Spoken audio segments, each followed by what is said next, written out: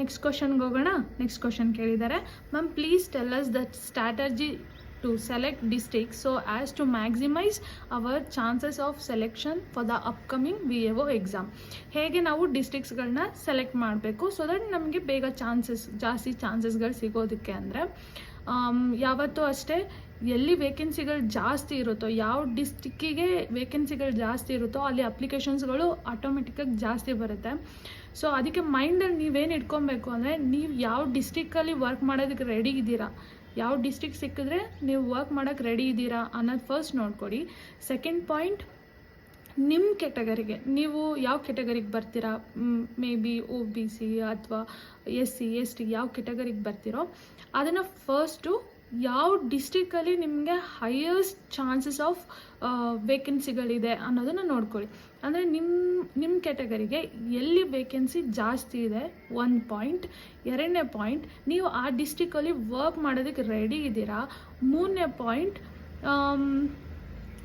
Point ಏನು ಅಂದರೆ ಅಲ್ಲಿ ವೇಕೆನ್ಸಿಗಳು ಟೋಟಲ್ ವೇಕೆನ್ಸಿಗಳು ಹೇಗಿದೆ, ಅದ್ರ ಜೊತೆಗೆ ನಿಮ್ಮ ಕೆಟಗರಿ ಜೊತೆಗೆ ನಿಮಗೆ ಕೆಲವೊಂದು ಸಬ್ ಕೆಟಗರಿಗಳಿದೆ ಅಲ್ಲ, ಅಂದರೆ rural candidate, Kannada medium candidate ಅಥವಾ ಎಕ್ಸ್ ಆರ್ಮಿ ಈ ಥರ, ಇಲ್ಲ PH ಈ ಥರ ಕೆಟಗರಿಯಲ್ಲಿ ಏನಾದರೂ ನೀವು ಬರ್ತೀರಾ ಅಂದರೆ ಅದನ್ನು ನೋಡ್ಕೊಳ್ಳಿ.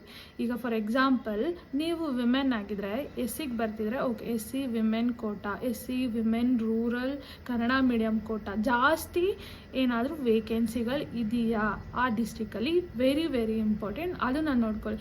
ಯಾವುದೇ ಕಾರಣಕ್ಕೂ ಬ್ಲೈಂಡಾಗಿ ಓಕೆ ಈ ಡಿಸ್ಟ್ರಿಕ್ಕಲ್ಲಿ ಜಾಸ್ತಿ ಸೀಟ್ಸ್ಗಳಿದೆ ಸೊ ದಟ್ ನಾವು ಅದಕ್ಕೆ ಫಿಲ್ ಮಾಡೋಣ ಅನ್ನೋ ಮೈಂಡ್ ಸೆಟ್ಟಿಂಗ್ ಮಾತ್ರ ಹೋಗಬೇಡಿ.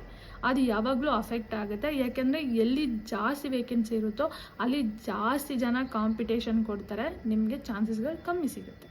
ಓಕೆನಾ? ಆದಷ್ಟು ಕೆಟಗರಿ ನೋಡ್ಕೊಳ್ಳಿ, ಸಬ್ ಕೆಟಗರಿಗಳನ್ನ ನೋಡ್ಕೊಳ್ಳಿ, ಆ ಡಿಸ್ಟ್ರಿಕ್ಕಲ್ಲಿ ಎಷ್ಟು ವೇಕೆನ್ಸಿ ಇದೆ ನೋಡ್ಕೊಳ್ಳಿ. 1 2 3 ಈ ಥರ ಇದ್ದರೆ ಹಾಕೋದನ್ನು ಸ್ವಲ್ಪ ಕಮ್ಮಿ ಮಾಡ್ಕೊಳ್ಳಿ. 1 ಸೀಟ್ ಇರುತ್ತೆ ನಿಮ್ಮ ಕೆಟಗರಿಗೆ, ಇಲ್ಲ 2 ಸೀಟ್ ಇರುತ್ತೆ, ಸ್ವಲ್ಪ ಕಮ್ಮಿ ಮಾಡ್ಕೊಳ್ಳಿ. ಯಾಕಂದರೆ ಚಾನ್ಸಸ್ಗಳು ಕಮ್ಮಿ ಇರುತ್ತೆ.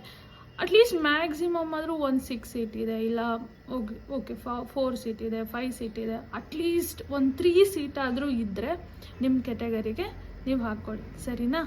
ಸೊ ದಟ್ ಇದು ನಿಮಗೆ ಹೆಲ್ಪ್ ಆಗುತ್ತೆ ಅಷ್ಟೇ.